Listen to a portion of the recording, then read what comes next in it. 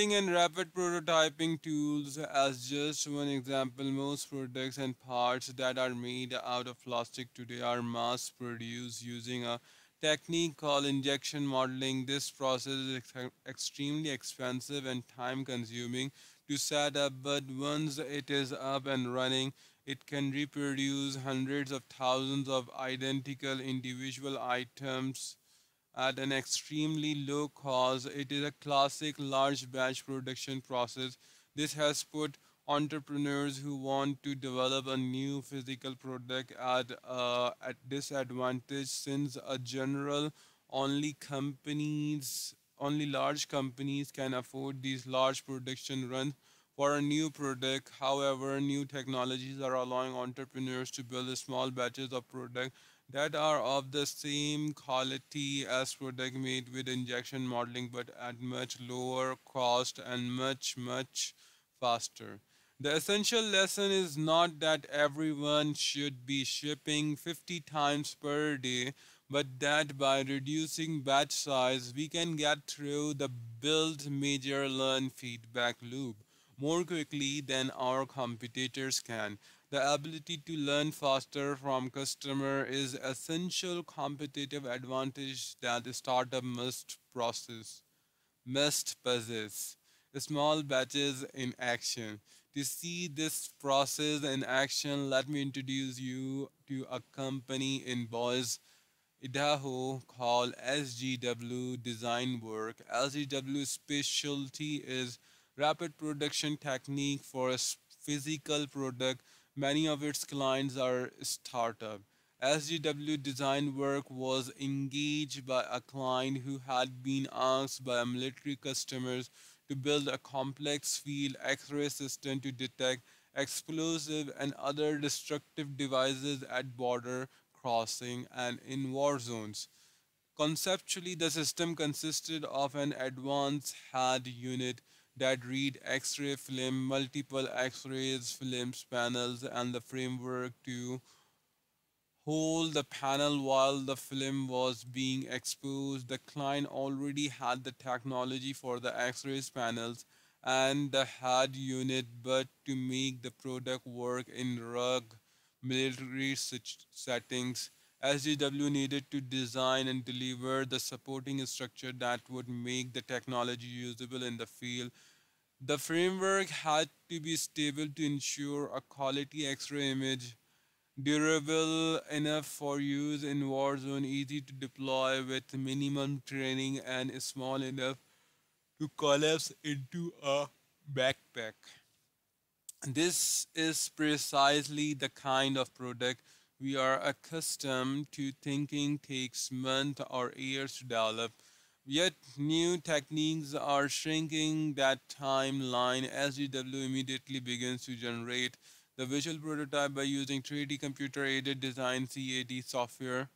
The models serve as a rapid communication tool between the client and the SGW teams to make early design decisions. The team and the client settle on a design that use an advanced locking hing to provide the collapsibility required without compromising stability. The design also integrated a suction cup pump mechanism to allow for fast, repeatable attachment to the X-ray panel. Sounds complicated, right? 3 days later, the SGW team delivered the first physical prototype to the client. The prototypes were machined out of aluminum directly from the 3D modeling using a technique called computer numerical control CNC and were hand assembled by the SGW team.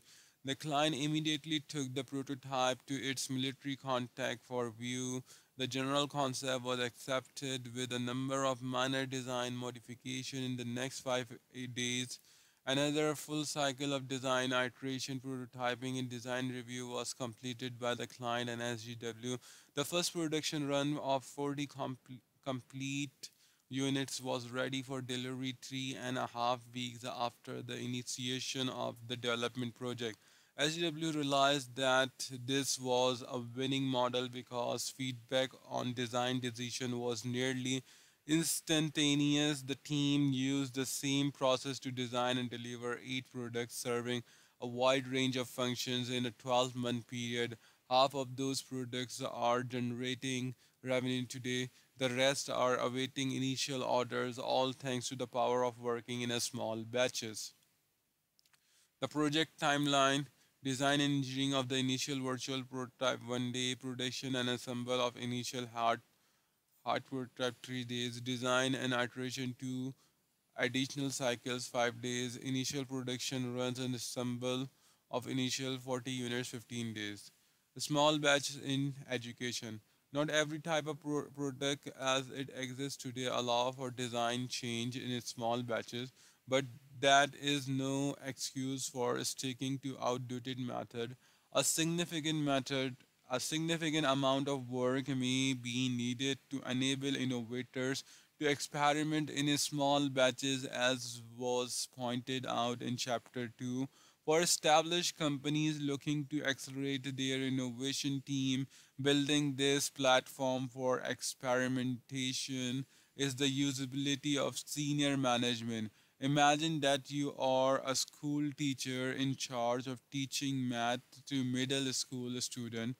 Although you may teach concept in small batches, 1 day at a time, your overall curriculum cannot change very often because you must set up the curriculum in advance and teach the same concept in the same order to every student in the classroom. You can try a new curriculum at most only once a year. How could a math teacher experiment with small batches under the current large batch system for educating students? It would be quite difficult. Our current educational system was designed in the era of mass production and uses large batches extensively. A new breed of a startup is working hard to change all that. In a school of one, students have daily playlists of their learning tasks that are attuned to each student learning needs based on that student readiness and learning style. For example, Julia is a way ahead of grade level in math and learns math in small groups, or her playlist might include 3 or 4 videos matched to her aptitude level. A 30 minutes one on one tutoring season with her teacher, and a small group activity in which she works on a math puzzle with 3 peers at similar aptitude levels.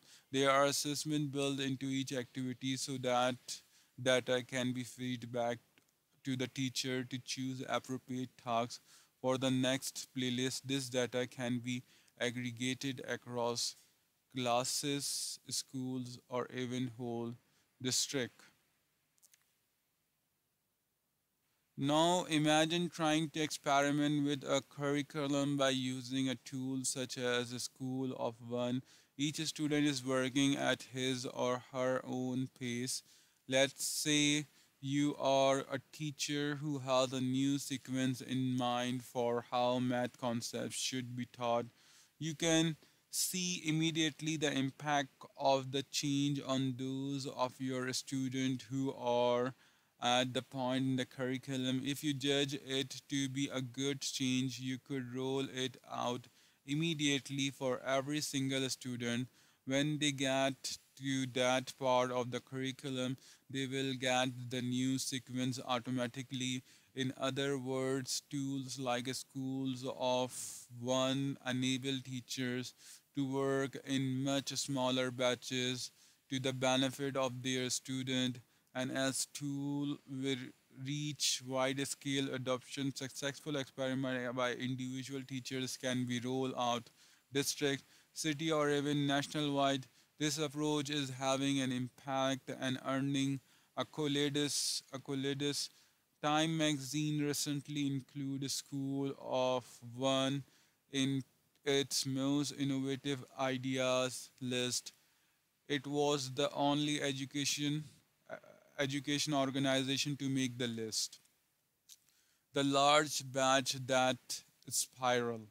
Small batch pose a challenge to managers steep in traditional notion of productivity and progress because they believe that functional specialization is more efficient for expert worker. Imagine you are a product designer overseeing a new product and you need to produce 30 individual design drawing. It probably seems that the most efficient way to work is in seclusion by yourself, producing the design one by one. Then, when you are done with all of them, you pass the drawing on to engineering team and let them work. In other words, you work in large batches. From the point of view of individual efficiency, working in large batches makes sense. It also has other benefit. It promotes skills building, making it easier to hold individual contribution accountable. The most important allows expert to work without interruption. At least that's the theory. Unfortunately, reality seldom works out that way. Consider the hypothetical example after passing 30 design drawing to engineering, the designer is free to turn his or her attention to the next project. But remember the problem that came up during the envelope stuffing exercise. What happens when engineering has a question about how the drawing are supposed to work? What if some of the drawings are unclear?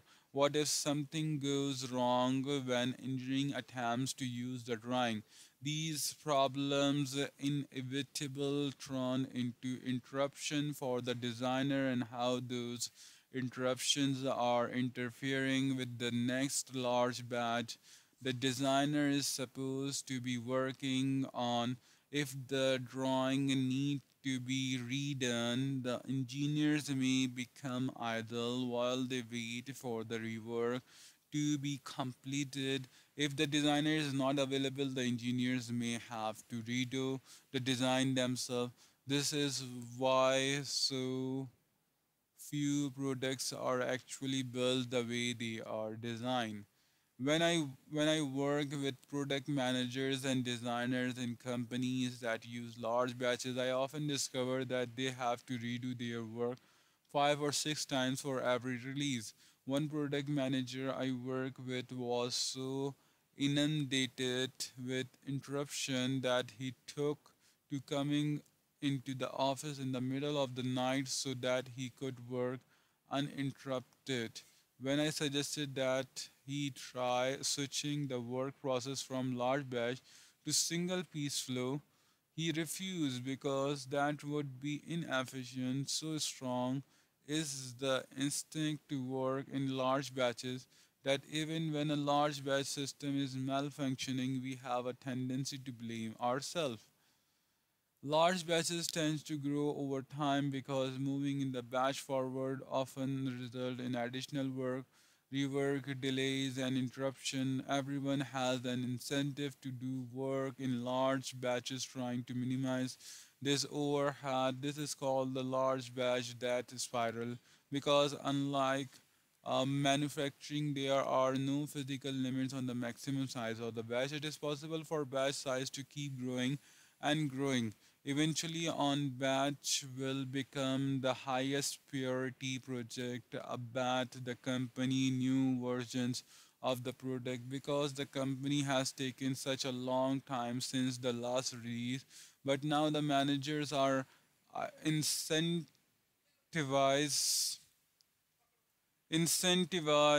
to increase batch size rather than shape the product in the light of how long the product has been in development.